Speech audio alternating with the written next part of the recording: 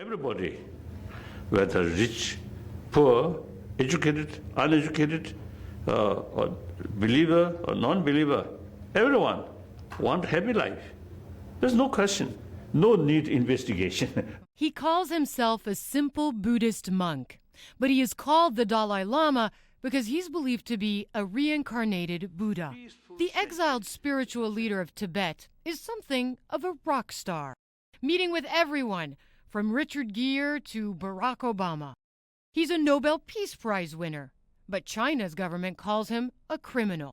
He recently called on Beijing to release the newest Nobel laureate, political dissident Liu Xiaobo, from jail. He has almost 1 million followers on Twitter, but admits his staff tweets his thoughts. We caught up with him on his latest tour of North America. I first asked the now 75-year-old Dalai Lama about his future. You think you would retire? Oh, yes. When might that happen? That I don't know.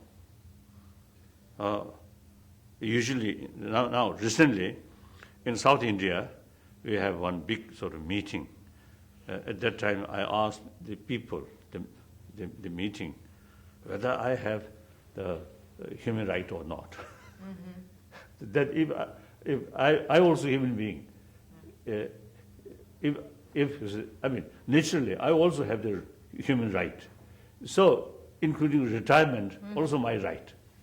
But is there, people would really want to know if you're considering retirement, is this something you're considering in the short term or in the much longer term?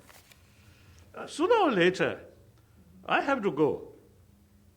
Now my age, now over 75.